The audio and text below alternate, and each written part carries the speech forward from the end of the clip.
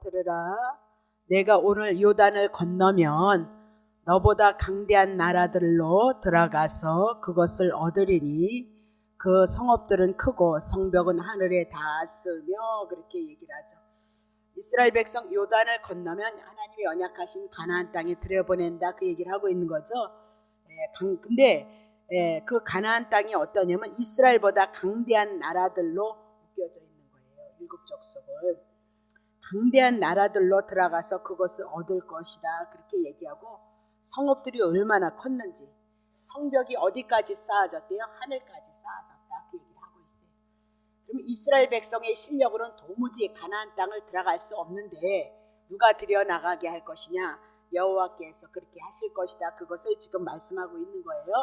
자, 신명기 9장 2절 그 백성은 내가 아는 바 장대한 아주 큰 아낙 자손인데 그에게 대한 말을 내가 들었나니 이미 나도 가나안 일곱 족속에 대해서 말을 들었다는 거예요. 정탐꾼들을 통해서 들었잖아요.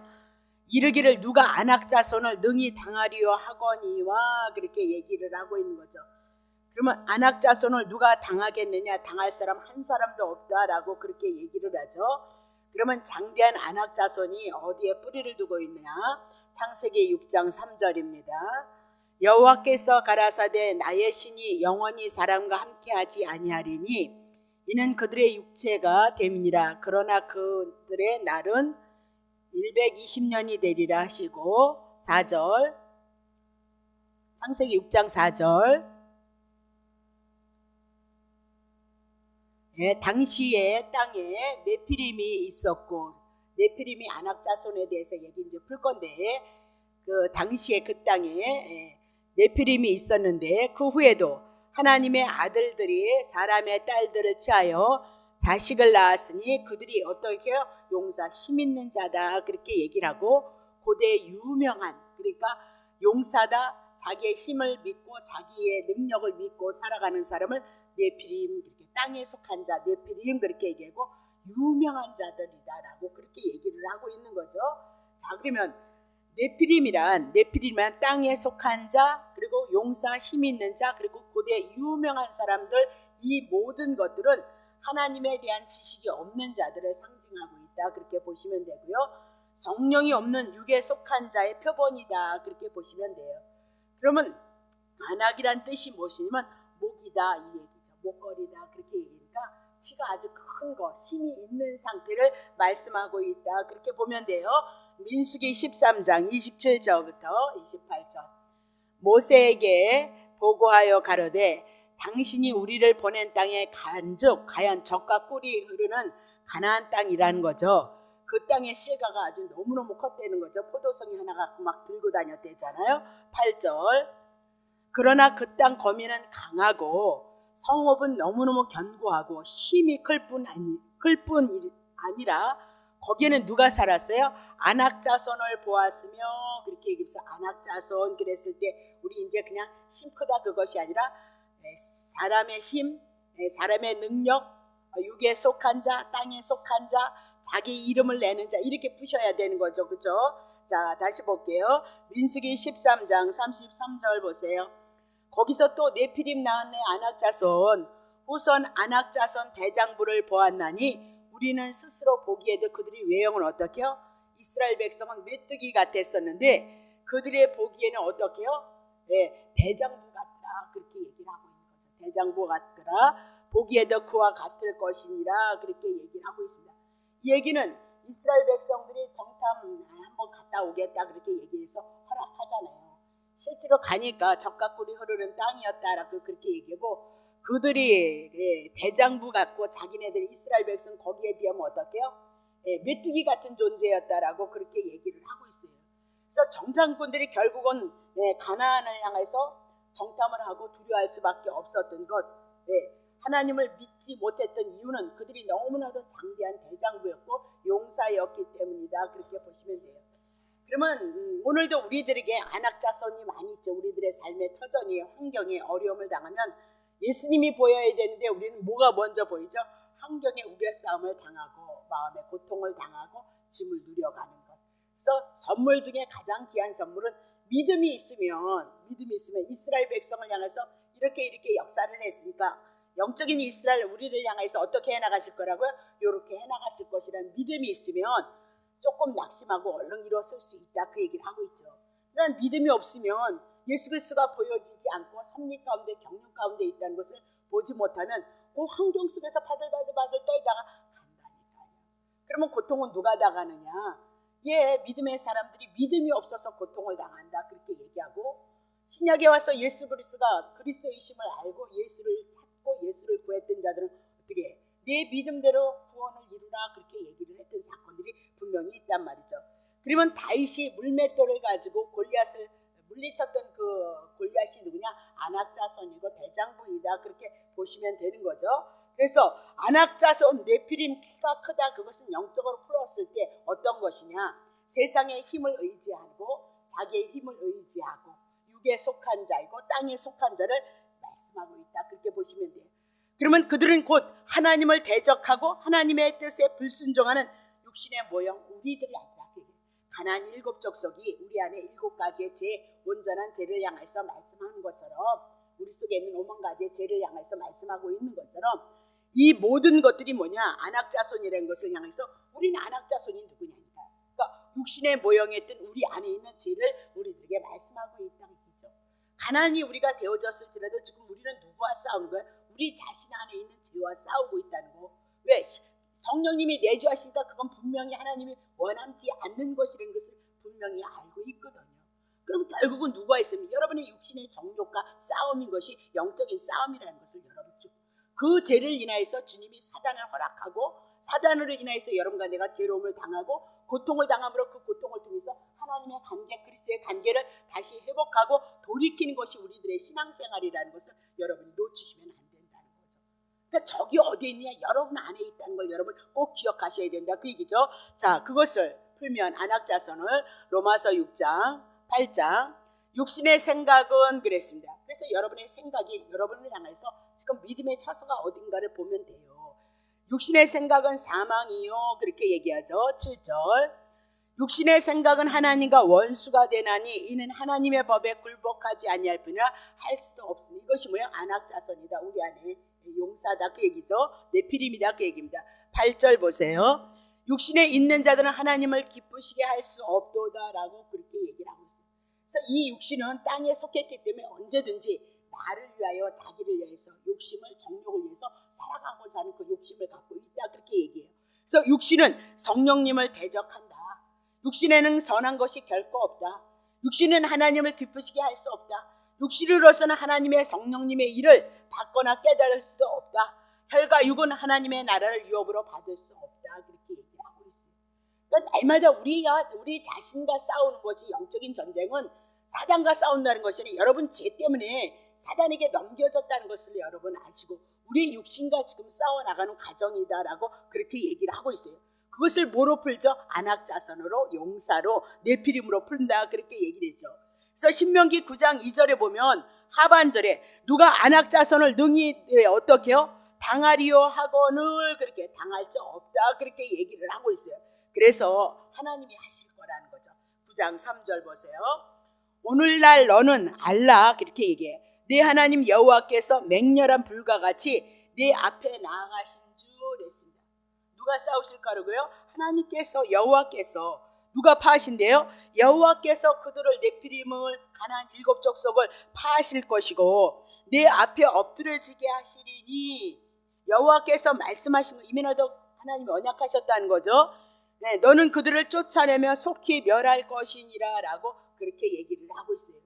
그러면 우리가 아낙자손, 네피림, 강대한 나라, 영적으로는 우리는 육신의 소욕, 죄에 대한 것을 우리들이 말씀을 했죠. 그러면 우리도 예수를 믿어가면서, 여기까지 예수를 믿어오면서 지나온 삶들의 가정을 살펴보면 예전에는 우리가 주님을 사랑하는 그 사랑만 보였지 율법이라는 십계명이 우리에게 조명이 되지 않았던 거죠. 그래서 조명이 되지 아니하니까 우리가 율법을 지켜낼 수 없고 100개의 율법을 우리가 나눠서 줬을지라도 한 개만 지키지 못해도 우리가 죄인인 것을 야고보서를 통해서 우리들에게 말씀하시고 우리는 모두 다 죄 아래에 있다는 것을 우리들에게 말씀하고 있다, 그 얘기죠. 그러면 구원을 받았을지라도 안악자손을 향해서 그것을 멸하시는데 누가 멸하시냐? 여호와께서 멸하신다라고 그렇게 얘기를 하고 있는 거죠. 그렇다면 우리는 구원을 받았을지라도 우리가 율법을 지켜서 의로운 것이 아니고 우리가 의로운 생활을 해서 우리가 의로운 것이 아니다라고 그렇게 얘기를 하고 우리 자신의 모습을 보면 늘 넘어질 수밖에 없죠. 왜? 분명히 하나님의 뜻이 뭔지를 알면서도 불순종하거든요. 하나님의 뜻이 기뻐하지 않는 것이라는 것을 알면서도 그 일을 해나가고 있거든요. 그렇다면 오늘 우리는 우리 속에서 지금 네피림과 가나안 7족 속을 멸해야 됨에도 불구하고 우리는 같이 살아나가고 있다라고 그렇게 얘기를 해요. 분명한 것은 가나안족 속을 멸함으로 말미암아 가나안 땅에 들어가서 그들이 안식을 누릴 것을 말씀하고 있다 그렇게 얘기를 하고 있거든요. 그럼 우리는 지금도 하나님의 뜻 안에서 불순종하는 일들이 많이 있으므로 내 스스로의 내 모습을 보면 우리는 회의를 느낄 수밖에 없다 그렇게 얘기를 하고 있어요. 그래서 신명기 9장 3절을 통해서 여호와께서 맹렬한 불을 그들 앞에 나가셔서 여호와께서 그들을 파하실 것이다라고 그렇게 얘기하고 앞장서서 그들을 멸할 것을 이미 나도 약속했다 그렇게 얘기를 하고 있거든요. 자, 그렇다면 신약에 와서 이 육을 멸하는 일을 누가 할 것이냐? 로마서 8장 3절 율법이 육신으로 말미암아 연약하여 할 수 없는 그것을 하나님께서 하시는 거죠. 그렇죠? 그래서 율법 지키지 못했는데 율법 누가 지키는 거예요? 예수 그리스도가 다 지키는 거예요. 그 죄를 인하여 자기 아들을 죄 있는 육신의 모양으로 보내서 육신의 죄를 우리가 아직 감당하는 것은 뭐예요? 예수님 앞에 넘긴다 그 얘기죠. 4절 육신을 쫓지 않고 영을 쫓아 행하는 우리에게 율법의 요구를 율법이 우리들에게 정령 죽으리 했으니까 너 죽어야 된다 그렇게 요구하는 거예요. 그래서 예수님이 대신 죽어준 거고 율법 우리가 십계명 못 지키는데 누가 지켜줬냐? 예수님이 지켜주신 거다 그 얘기입니다. 그분은 영생을 가진 자이기 때문에 죽을 수 없는 분인데 왜 죽었느냐? 하나님의 계시를 드러내기 위해서 그분이 죽고 살아나는 일, 율법을 지키는 일, 그것을 누구에게 다 전가시키기 위함이요. 예수 그리스도를 믿는 자들에게 전가시키기 위함이다 그렇게 얘기를 하고 오늘 우리의 모습 속에서는 내 모습을 통하여서는 하나님의 은혜를 입어갈 만한 자격 없다. 근데 그거 누가 다 이뤘냐? 예수 그리스도께서 이루셨다는 그 믿음을 보고 우리는 쫓아가는 자들이다 그 얘기죠. 자, 마태복음 19장 21절 예수께서 가라사대 내가 온전하기를 원해 십계명 다 지켜야 된다 그 얘기잖아요. 가서 내 소유를 팔아서 십계명 다 5개 하나님 사랑하는 건 보이지 않으니까 다 지킨다라고 생각하고 그럼 이웃을 사랑하느냐 안 사랑하느냐 통해서 그가 하나님을 사랑하는지 안 사랑하는지 그 표시가 난다 그 얘기죠. 이 부자였던 이를 향해서 뭐예요? 소유를 팔아서 가난한 자들에게 주라. 넉넉하다. 가난한 사람들 주위에 많이 있다 그런 얘기잖아요. 그 이웃 사랑하니까 더 사랑하고 오라 그 얘기죠. 그리하면 하늘에서 보아가 내게 있으리라. 그리고 와서 나를 쫓으라 하시니까 2절 청년이 재물이 많으므로 이 말씀을 듣고 어떻게 근심해서 갖다 더 못 주겠다 그 얘기예요. 더 이웃에서 사랑 희생 못하겠다 그 얘기잖아요. 3절 예수께서 제자들에게 이르시되 내가 진실로 너희에게 이르노니 부자는 천국에 들어가기가 어렵다는 거예요. 자, 다시 너희에게 말하니 약대가 바늘길로 들어가는 것이 부자가 하나님 나라에 들어가는 것보다 쉬우니라 하신대. 5절 제자들이 두고 심히 놀라가는데 그런 줄 누가? 제자들이 다 팔고 왔는데 예수님 아니 약대가 바늘길로 들어가는 것보다 어떻게 들어가냐? 누가 들어갈 수 있겠느냐? 6절 예수께서 저희를 보시며 가라사대 사람으로서는 할 수 없으되 누가 하실 거예요? 하나님께서 다 하시는 것이다. 영생이나 천국이나 하나님의 은혜는 예수 그리스도 한 분을 통해서 은혜를 입을 것을 말씀하고 있다 그 얘기입니다. 그럼 이스라엘 백성들이 가나안 땅에 들어가서 지금 가나안 족속을 멸하고 또 누구를요? 안악자손을 향해서 쫓아내야 되는데 그거 누가 할 수 있겠느냐? 못한다 그 얘기를 하고 신명기 9장 4절을 통해서 여호와께서 하실 것을 말씀하고 신약에 와서는 누구죠? 여호수아 예수와 그러면서 누가 하실 거라고요? 예수 그리스도가 다 담당하실 것을 우리들에게 말씀하고 있다 그렇게 얘기해요. 그러니 이스라엘 백성은 여호와께서 일하심을 통해서 그 일하심을 보고 믿음이 되어지면 된다. 그리고 쫓아가면 된다 그 얘기예요. 신약에 와서 예수 그리스도가 우리를 향해 행하셨던 그 모든 일들을 이미라도 2000년 전에 다 이루시고 성경을 완성했으니까 그 말씀이 우리를 향해서 일하신 말씀이 되어지고 그것을 통해서 이민아도 구원 천국이 내게 이루어졌다는 것을 믿고 그분을 쫓아가면 된다, 그 얘기를 하고 있는 거죠. 시시때때로 성령의 내주하심 속에서 여러분을 향해서 간섭하시고 여러분을 이끌어가지만 그런 중에도 여러분과 나는 불순종하는 일들도 많이 있다는 것을 여러분 기억하셔야 된다, 그 얘기입니다. 그럴 때 우리는 구원과는 상관이 없고 예수 그리스도 한 분을 통해서 구원을 이루셨던 은혜를 붙잡고 가는 것이 성도들이다, 그렇게 얘기하면서 맹렬한 불과 같이 내 앞에서 나가서 여호와께서 반악자손을 파하실 것을 말씀했던 것처럼 그건 그림자다. 오실 예수 그리스도가 우리의 허물과 죄악을 도말하시고 성령의 내주하심 속에 우리를 이끌어갈 것을 말씀하고 있다. 자, 그러면 이스라엘 백성들이 광야는 모래바닥이었다, 그렇게 얘기를 하죠. 이건 광야는 모래들 사막이었으니까 모래밖에는 없었다, 그 얘기를 하고 있어요. 그럼 이스라엘 백성들이 살아가는 삶의 터전은 어떤 것이었냐? 광야는 불뱀과 정갈이 있는 것이다, 그렇게 얘기를 했어요. 그럼 모래는 무엇을 상징하느냐? 생명이 없는 삶을 상징하고 있다. 소망이 없는 죽음을 의미하고 우리의 육신을 의미하고 말라버린 모래 흙바닥을 보면서 그들이 하나님의 은혜가 아니고선 살 수 없는 그들의 모습을 보게 하는 것이 광야였다, 그 얘기입니다. 그럼 그 모래바닥에서 죽은 생명처럼 살아가는 그들은 어떻게 살 수 있냐? 그들 안에 누구 있었죠? 들에 성막이 있었다, 그 얘기입니다. 성막이 무엇으로 졌어요? 이 안팎으로 금으로 졌던 사건, 여러분 성막을 통해서 공부했죠. 그 안에 들어가면 뭐가 있어요? 12덩이의 떡이 있었어요. 번제단이 있었어요. 또 뭐가 있어요? 물두멍이 있었어요. 촛대가 있었어요. 향단이 있었어요. 지성소에 들어가면 법궤 위에 속죄서가 뚜껑 꽉 눌러버린 하나님의 은혜가 있었다. 그러니까 이스라엘 백성들이 광야에서 살 수 있는 것, 소망하는 건 오직요 성막을 바라보는 거예요. 광야인 우리들이 모래 같은 은혜가 없는, 죄밖에는 나올 것이 없는 인생들은 오직 한 분 누구를 바라보는 거예요? 성막 되시는 예수 그리스도를 바라보라, 그렇게 말씀하셨던 거 놓치시면 안 된다, 그렇게 얘기를 하고 있는 거죠. 그것을 붙잡고 살아가는 성도들이 오늘 여러분과 나다, 그 얘기입니다. 그 은혜가 있기에 이 밤에 여러분들이 이곳에 오셨다, 그 얘기예요. 자, 그것을 어떻게 푸느냐? 로마서 8장 1절. 그러므로 이제 그리스도 예수 안에 있는 자들은 결코 정죄함이 없어. 모래가 아니고 영원한 생명이 여러분에게 온 자들이죠. 죄 없다, 끝났다, 그 얘기죠. 2절. 이는 그리스도 예수 안에는 생명의 성령의 법이 죄의 문제, 사망의 문제를 이미나도 예수 그리스도께서 십자가에서 죽으심으로 말미암아 다 해결했고 이제는 우리 안에 하나님의 나라 영생이 들어왔도다, 그렇게 얘기를 해요. 자, 그런 우리는 어떤 자들이냐? 고린도전서 2장 2절. 내가 너희 중에서 예수 그리스도와 그의 십자가에 못 박히신 것 외에는 아무것도 알지 아니하기로 작정하였도다, 그렇게 얘기를 해요. 아니에요. 고린도전서 1장 2절에 죄송합니다. 자, 고린도전서 1장 2절. 고린도에 있는 하나님의 교회에 그랬습니다. 그러면 고린도에 있는 하나님의 교회는 여러분과 나죠. 예수 그리스도를 신부로 삼는 교회죠.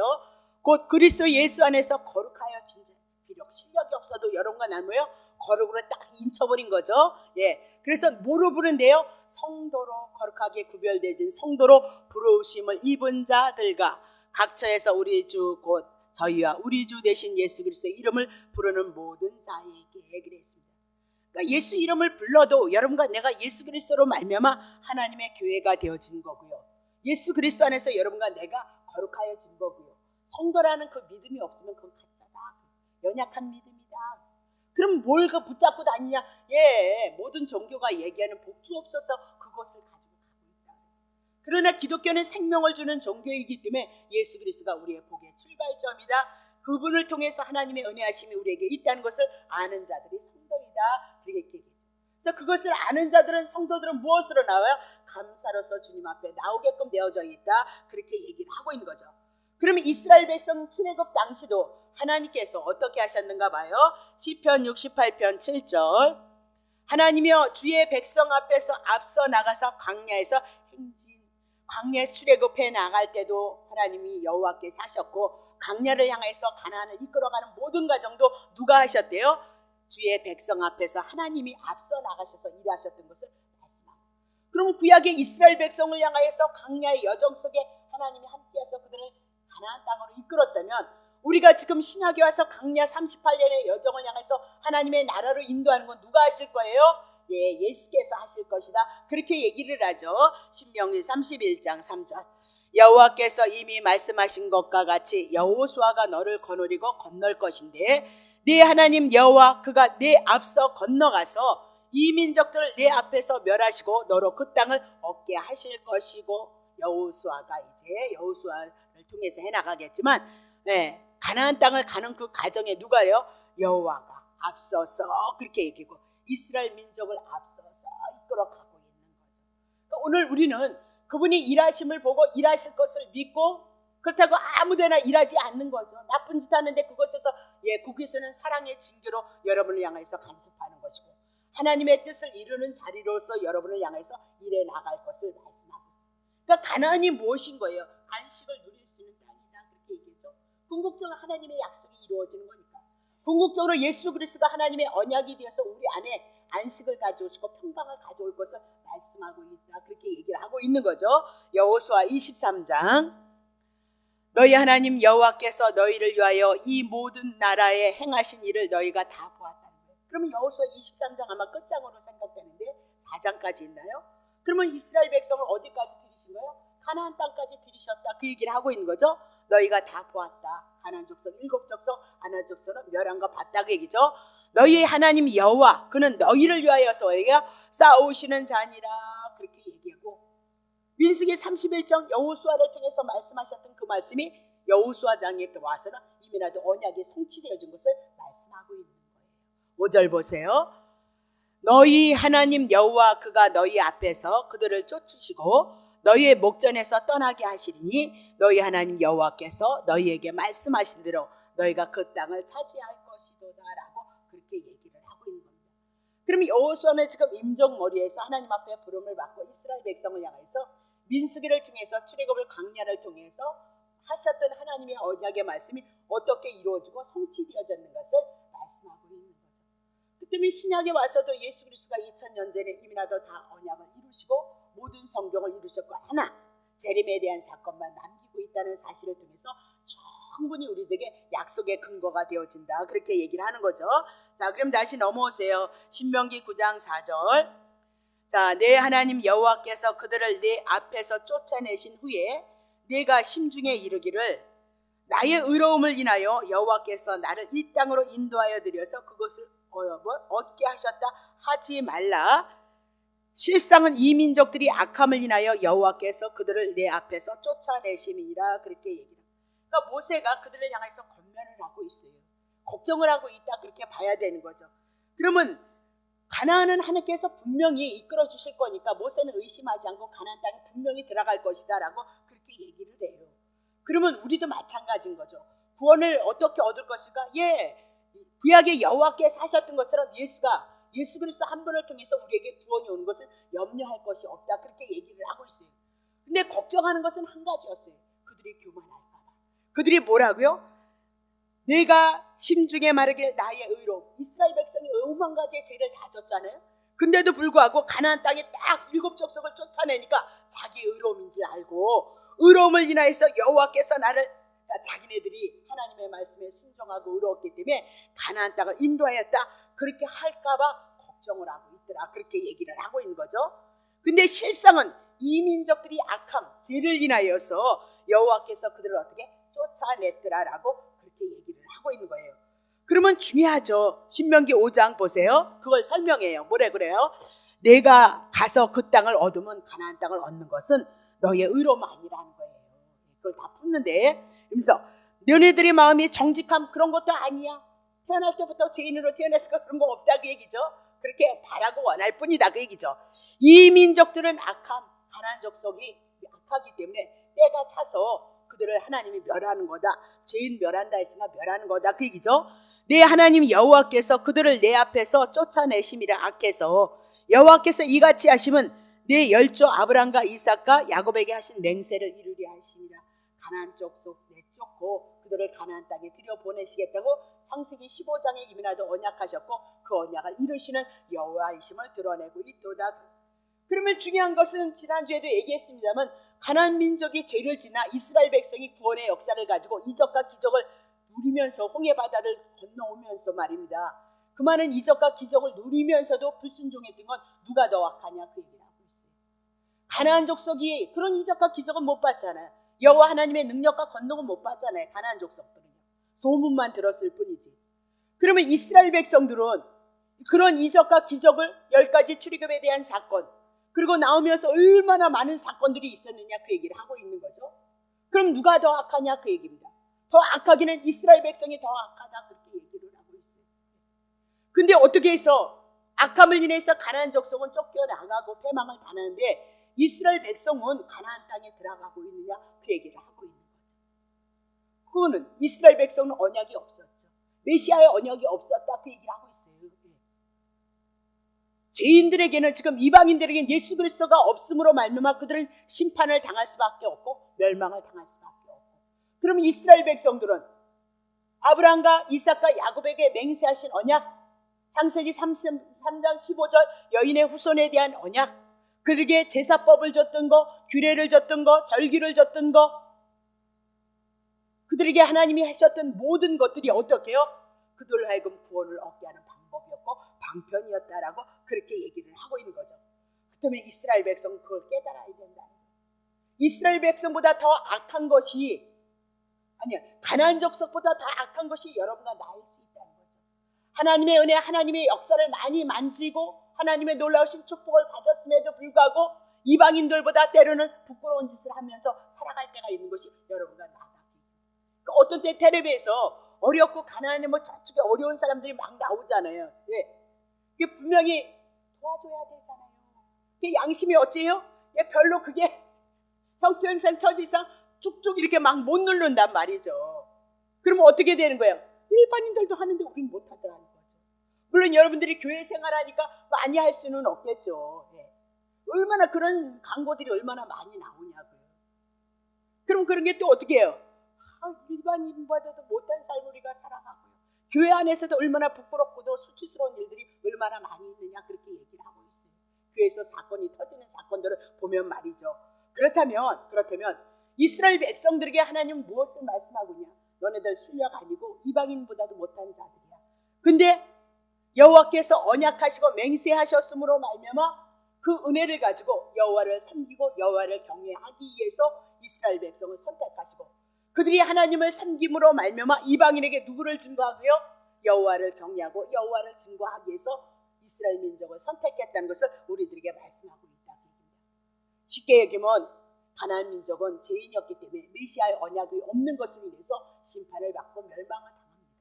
그러나 이스라엘 백성은 하나님의 놀라우신 은혜를 잊고도 악했고 불순종했고 불만족했던 그들의 삶인데도 누구 때문에요? 메시아 언약 때문에 그들은 가나안 족속이 쫓겨난 그 자리에 가서 하나님의 은혜를 누리고 안식을 누리고 있도다라고 그렇게 얘기를 하고 있는 거죠. 얼마나 큰 은혜인지를 아느냐 그 얘기를 하죠. 자, 6절 봅니다. 그러므로 내가 알 것은 내 하나님 여호와께서 내게 이 아름다운 땅을 기업으로 주신 것이, 알 것은 내 하나님 여호와께서 내게 이 아름다운 땅을 기업으로 주신 것이 내 의로움을 인함이 아니니라. 너는 뭐예요? 목이 곧은 백성이니라. 절대 이스라엘 백성이 남달라서 그렇게 한 것이 아니다 그렇게 얘기를 하고, 너네들은 뭐예요? 목이 곧다라고 그렇게 얘기를 하고 있어요. 그럼 목이 곧다, 이게 목을 뻣뻣하게 하더라 그렇게 얘기하고, 하나님의 뜻에 불순종하고 대적하는 일들을 하는 자들이 이스라엘 백성이었다라고 그렇게 얘기를 해요. 그것이 오늘 이제 신명기 9장을 통해서 이스라엘 백성이 얼마나 하나님 앞에 이적과 기적과 축복을 받았음에도 불구하고 불순종했고 대적하는 짓을 했는지 쭉 9장을 통해서 나오는 사건이다 그렇게 얘기를 하죠. 7절 봅니다. 7절 너는 광야에서 네 하나님 여호와를 경록해 하던 일을 잊지 말고 기억하라. 이스라엘 백성들아, 내가 애굽 땅에서 나오는 날부터 이곳에 이르기까지, 가나안에 여기까지 이르기까지 여호와를 어떻게 했대요? 늘 거역했다라고 그렇게 얘기를 하고 있는 겁니다. 그러면 1세대들이 광야에서 왜 죽었느냐? 불순종 때문이에요. 여호와를 믿는 믿음이 없었기 때문이다라고 그렇게 얘기를 해요. 자, 신명기 9장 24절도 보세요. 내가 너희를 알던 날부터 오므로 너희가 항상 어디요? 여호와를 거역하였도다라고 그렇게 얘기를 하고 있는 겁니다. 그러면 이스라엘 백성이 애굽에서부터 나오면서 하나님을 거역하고 목을 뻣뻣이 했다라고 그렇게 얘기를 하면 자연스럽게 그들은 하나님 앞에 은혜를 받을 만한 가치가 있는 존재가 아니다. 그렇게 얘기를 하고 있습니다. 단번에 멸망을 시켜도 얘기할 것이 없는 악한 백성이었다라고 그렇게 얘기를 하고 있는 거죠. 그러면 목이 뻣뻣하다 하나님을 대항했던 이스라엘 백성들의 모습. 그렇다면 이스라엘 백성은 우리들의 대표를 얘기하고 있어요.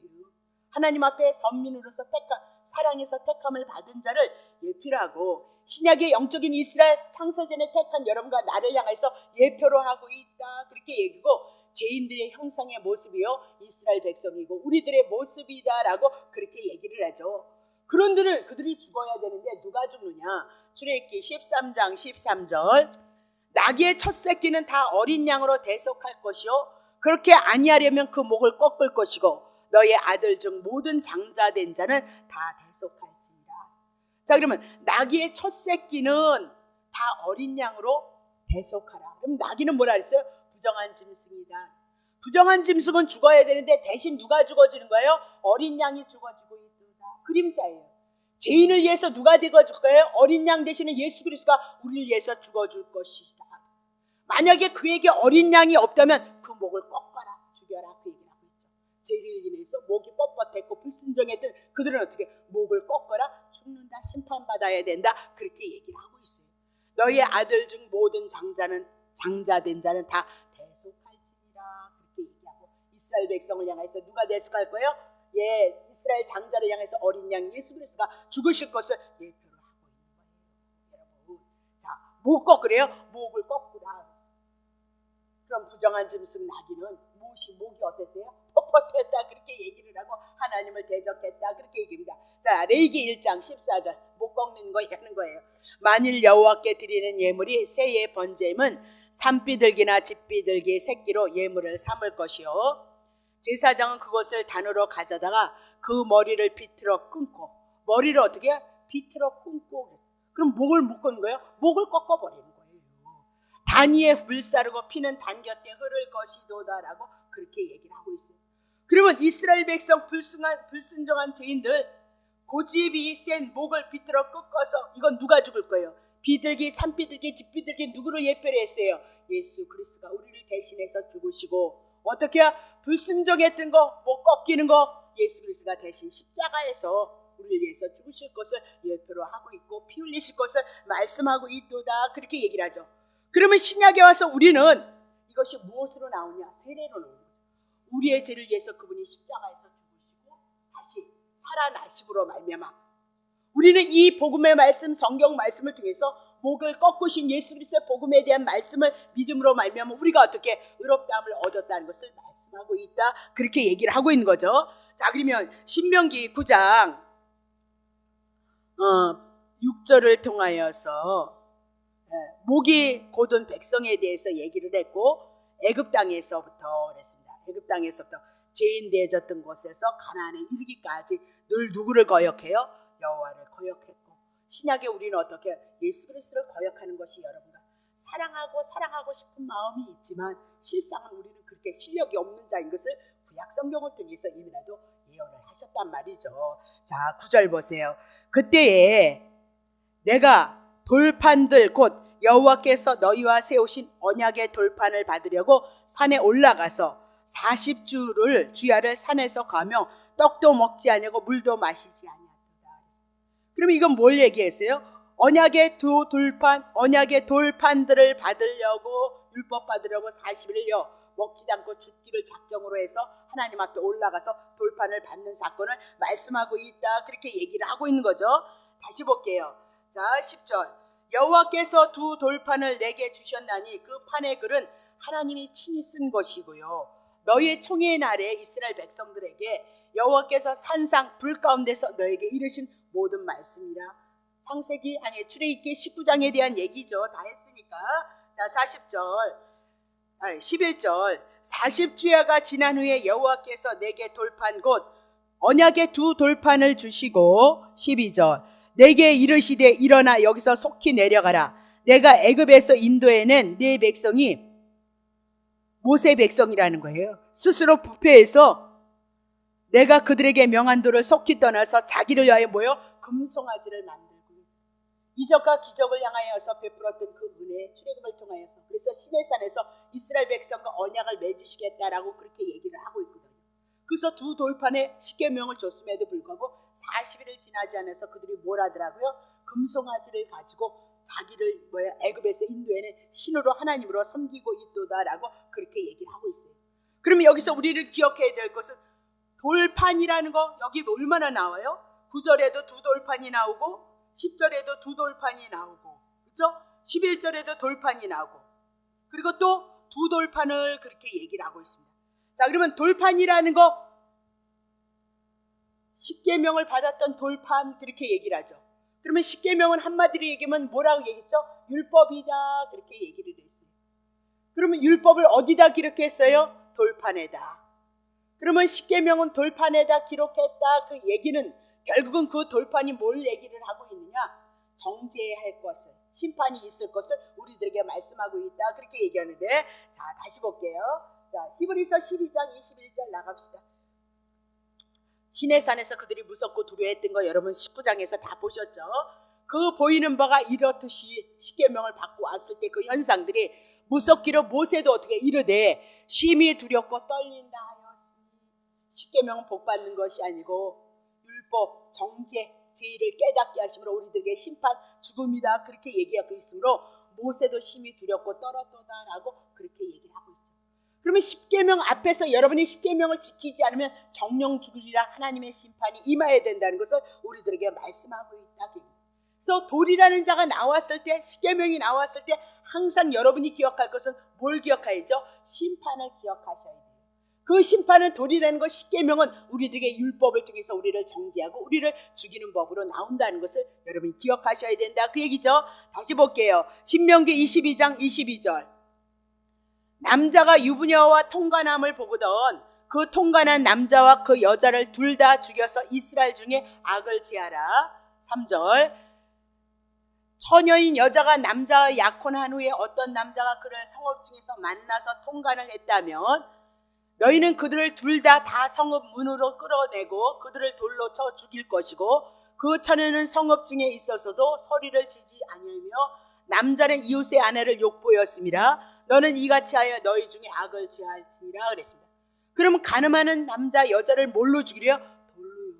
그러면 이 돌은 어디에 기록된 거예요? 가늠하는 자 죽이는 거 십계명에 뭐예요? 가늠하지 말라 그렇게 얘기를 했잖아요. 근데 어디에 써 있어요? 돌로요. 그래서 뭘로 죽이는 거예요? 율법에 의해서, 하나님의 법 십계명에 의해서 죽임을 당하는 것을 말씀하고 있다 그 얘기죠. 여러분 잘 아는 요한복음 8장 5절 넘어가세요. 모세는 율법에서 가늠한 여자를 뭘로 치래요? 돌로 치라. 십계명이 어떻게 가늠하면 돌로 쳐서 죽이라 그렇게 얘기했죠. 그래서 돌로 치라 명했던 것은 그것이 곧 뭐예요? 가늠에 대한 얘기는 율법에, 돌판에 기록되어져서 율법은 다 걸고 뭐예요? 우리를 죄인으로 몰아가고 있다. 이것이 야고보서 4장 4절을 통해서 세상을 향해서 우리가 가늠하는 여자들이요 그랬습니다. 그러면 예수 그리스도만 더불어 우리가 살아가야 돼요. 세상을 향해서 우리는 가늠하는 여자들이, 여러분과 나는 어떻게? 돌로 쳐 죽임을 당해야 된다. 근데 그거 누가 담당했다? 예수 그리스도가 담당했다. 그래서 이스라엘 백성이 더 악함에도 불구하고 가나안 땅에 들어가는 것이요. 여러분과 내가 이방인보다도 못하고 부끄러운 삶을 살아함에도 불구하고 하나님의 나라 천국이 우리들에게 임했다는 것이 성경의 내용이다. 그렇게 얘기를 하고 있는 거죠. 그러면 왜 두 개의 돌판이냐? 하나님을 사랑하고 이웃을 사랑하는 것 그렇게 얘기를 해요. 예, 맞습니다. 그러나 두 증거의 법이다. 이스라엘 백성에게는 이 돌판이, 십계명이 그들에게 법이 되어지는 거예요. 그러면 이방인들은 하나님의 민족이 아니니까, 하나님의 선민이니까 하나님의 법이 없단 말이죠. 율법을 안 받았어요. 그러면 그들의 로마서를 통해서 뭐예요? 양심이 법이 되어진다라고 그렇게 얘기하고 있어요. 그래서 두 돌판이다 그렇게 말씀하고 있는 거죠. 그래서 유대인이든 이방인이든 율법 아래서는 모두가 다 죄인이고 죽을 수밖에 없다. 심판을 피할 수밖에 없다라고 그렇게 얘기하고, 시내산에서 그 많은 이적과 기적을 끌고 내왔을지라도 40일을 못 견디는 것이 왜요? 이스라엘 백성이다. 그래서 뭐 만드느냐? 금송아지를 만들고 춤을 추고 제사를 드려요. 그게 예배의 형식이었어요. 예배의 형식. 신약에 와서 우리가 주님을 높이고 찬양하고 춤을 추는 거 시편에 있었던 것처럼 그것을 말씀하고 있다 그렇게 얘기를 하고 있는 거죠. 자, 그렇다면 다시 볼게요. 13절 보세요. 자, 돌판에 대한 이야기 이렇게 풀어가면서 여호와께서 또 내게 일러 가라사대 내가 이 백성을 보았도다. 보라, 이는 뭐예요? 목이 곧은 백성이도다. 늘 하나님을 대적해요. 그래서 결국은 신약의 우상 숭배가 탐심이고 자기 중심으로 살아가는 것이 뭐라고요? 우상 숭배고요. 우상 숭배는 늘 멸망을, 이스라엘 백성이 멸망을 당했어요. 우리가 우상 숭배하는 건 누가 멸망을 당한 거야? 그리스도께서 담당하셨다 그 얘기죠. 그러니 그리스도에 대한 은혜, 그리스도에 대한 사랑밖에는 우리는 말할 것이 없다 그렇게 얘기를 하고요. 근데도 이놈에게 이 마음이 얼마나 하나님의 은혜를 부르짖고 예수님의 은혜를 부르짖어도 우리 속에서는 늘 뭐가 나와요? 죄가 나오고 있잖아요. 내 죄는 못 보면서 또 남의 죄는 또 어떻게 잘 보는지, 그게 여러분과 내가 깨어 있으니까 괴롭다 그 얘기를 하고 있는 거잖아요. 죄를 지면 괴롭다 그 얘기를 하고 있는 거죠. 정죄도 하고 싶지 않은데 벌써 내 속에서는 뭐가 나오죠? 정죄가 나오잖아요. 그런 것 그래서 여러분과 나는 내가 죄인임을 알게 하시고 심판 가운데 거할 수밖에 없는 거잖아요. 지옥불에 떨어질 수밖에 없는데 예수 그리스도께서 율법을 지켜내시고 우리의 죄를 위해서 죽으셔서 우리를 의롭다 하심으로 살아내셔서 그분의 은혜로 우리가 살아가고 있다. 그것이 성경의 내용이다 그 얘기죠. 네. 다시 볼게요. 자, 13절 했죠. 14절 해보세요. 목이 곧은 백성이기 때문에 나를 막지 말라. 내가 그들을 멸하여서 그 이름을 천하에 도말하겠다. 이스라엘 백성, 이스라엘 민족 없애버리겠다 그 얘기인데, 네, 너로 그들보다 이스라엘 민족 말고 다른 사람들을 통해서 강대한 나라가 되어서 여호와를 증거하겠다 그 얘기입니다. 자, 15절. 내가 돌이켜 산에서 내려오는데 산에는 불이 붙었고 언약의 두 돌파는 내 손에 있었고, 16절. 내가 본즉 너희가 너희 하나님 여호와께 범죄하여 자기를 위하여 송아지를 부어 만들어서 급속히 여호와의 명하신 돌을, 하나님 복음을, 메시아의 언약을 떠났던 거죠. 내가 두 돌파한 율법을 내 손에서 들어 던져서 너희의 목전에서 깨뜨렸다. 그러면 율법이 깨졌다, 율법 지킬 수 없다, 그것을 말씀하고 있는 거죠. 다시 볼게요. 18절 보세요.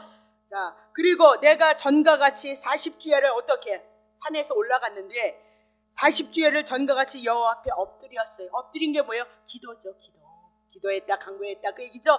예, 떡도 먹지 아니하고 물도 마시지 아니하였으니 이는 너희가 너 여호와의 목전에서 악을 행하여 그를 여호와를 크게 경노했고 크게 죄를 얻었습니다. 자, 19절. 여호와께서 심히 분노해서 너희를 멸하라 하였으므로 내가 두려워했도다. 그러나 여호와께서 그때 내 말을 들으셨고 그랬습니다. 그럼 뭐 했던 거예요? 18절이 엎드렸던 거 중보기도 했다 그 얘기입니다. 하나님 살려주세요. 자, 20절. 여호와께서 또 아론에게 진노하사, 아론이 뭘 만들었어요? 금송아지. 그래서 그를 멸하라 하셨으므로 내가 그때도 아론을 위해서 어떻게 중보기도 했다 그 얘기죠. 자, 21절. 너희의 죄 곧 너희의 만든 송아지를 취하여 불살라서 찢고, 송아지는 신 아니다, 하나님 아니다 그렇게 얘기하고 심판받는 거, 사단의 나라가 멸할 것을 보여주고 있는 거죠. 티끌같게 가늘게 갈아서 그 갈을 산에서 흘러내린 신에 뿌려졌다. 자, 거기까지 풀면 되겠습니다. 자, 그러면 이 얘기는 지금 뭔 얘기를 하고 있느냐? 뭔 얘기를 하고 있냐? 이스라엘 백성이 여기서는 설명을 안 하지만 18절에 40주야를 여호와 앞에 엎드려서 중보기도 한 거죠. 그리고 또 그래서 19절에 하반절에 내 말을 들으셨다, 응답하셨다는 거죠. 그럼 우리는 출애굽기를 통해서 뭐 했어요? 하나님이셔. 아니, 이스라엘 백성이 의로워서 그들과 언약해가지고 가나안 땅 준다는 것도, 그런 언약, 하나님은 이스라엘 백성이 구원하면 의로울 것이라는 것을 하나님이 그것을 조건으로 해서 이스라엘 백성을 가나안 땅에 들여보낸다고 그렇게 하신 것도 아니지 않습니까? 그냥 일방적으로 아브라함에게 가나안 땅 축복하셔서 가나안 땅 들여보내신다고, 그리고 이삭과 야곱에게 동일한 언약을 하신 거 아닙니까? 그 일방적으로 언약해놓고 그들이 죄를 졌기로써니 하나님 그냥 일방적으로 했으니까 그냥 그들의 의로움을 보고 언약한 것도 아니고 의로워질 것이라고 하나님이 말씀해서 그들의 대답을 들은 것도 아니고 일방적으로 언약을 했으니까, 만약에 이스라엘 백성이 가다가 그들을 다 죽이신다면 하나님이 이스라엘 백성을 죽이심으로 그들을 지키고 그들을 보호하고 그들을 건지는 그런 모든 것은 여호와 힘이 아닌가 보다, 그렇게 할까 봐 힘이 두렵다 그 얘기를 하고 있는 거죠. 그렇게 기도함으로 말미암아 그 기도를 듣고 어떻게 했어요? 돌이켰다 그 얘기를 하고 있죠. 돌이킴으로 말미암아 그들을 향해서 다시 용서를 받고 어디까지 끌고 온 거죠? 가나안까지 끌고 왔다. 그거 그림자다 그 얘기입니다. 우리가 늘 끊임없이 하나님 앞에 대적하는 일들을 해요. 하나님이 원치 않는 삶을 살아갈 때가 있다, 그렇게 얘기를 하고 있는 거죠. 그렇다면 오늘 우리는 하나님의 나라가 되어져서 천국을 누릴 수 있고 임마누엘 대신 예수 그리스도의 은혜를 누릴 수 있냐? 누릴 수 없다. 근데 모세가 중보 기도했던 것처럼 예수 그리스도는 오늘도 우리에게 성령으로 우리를 향해서 탄식하고 요한일서 2장 1절 2절을 향해서 대언자가 되어져서 우리를 위해서 중보로서 모든 죄는 누가 다 감당했다고요? 예수 그리스도가 다 감당했다. 그렇게 중보자로서 서 있다, 그렇게 얘기를 하고 있어요. 그러므로서 우리가 하나님의 나라 가나안 땅에 들어가서 은혜를 누린 것처럼 오늘도 우리가 하나님의 나라를 누릴 수 있는 것은 오직 한 분, 아브라함과 이삭과 야곱에게 맹세하신 언약, 예수 그리스도에 대한 그 언약을 인하여서 구약엔 그림자로 그들이 은혜를 누릴 것이고 신약엔 실체가 되셔서 오늘 우리가 하나님의 은혜를 누려가고 있다. 얼마나 우리가 연약하냐고. 많이 은혜를 입었을 때는 할렐루야 이렇게 되거든요. 근데 가정에 어려움이 있고 힘듦이 오면 어떻게 해요?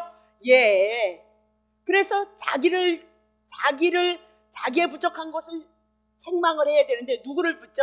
목사를 찝어요. 그리고 또 누구를 찝죠? 그린다니까요. 이 집사 저 권사님을 씹어야 된다니까요. 아니요. 우리가 그만한 실력이 없다는 것에 대해서 애통을 하셔야 돼요. 그리고 우리가 하나님의 은혜를 구하셔야 돼요. 그리고 그리스도께서 모두를 향하여 품었던 것처럼 우리는 그저 십자가, 우리를 위해서 주님이 십자가를 지셨던 것처럼 우리 힘과 능력이 있어서 십자가를 지고 남편을 향하여서, 자녀를 향하여서, 아내를 향하여서 우리도 그렇게 온 거 아닙니까? 우리가 철이 없을 때 그렇게 예수를 모르다가 왔을 때 그 십자가 은혜로 여기까지 오게 되어졌다는 것을 여러분이 기억하셔야 된단 말이죠. 이스라엘 백성 그 뭐예요? 왜 이렇게? 그리고 또 이제 못하겠네요. 22절서부터 이스라엘 백성들이 적나라하게 디바레를 향해서 마사를 향해서 해서 가데스 바데에서 하여튼 대표 그것뿐이겠어요. 대표적으로 써놓은 거지.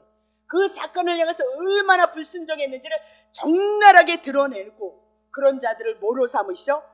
자, 29절 한 절하고 끝낼게요. 9장 29절 하반절. 그들은 주의 큰 능력과 펴신팔로 인도해 내신 거예요.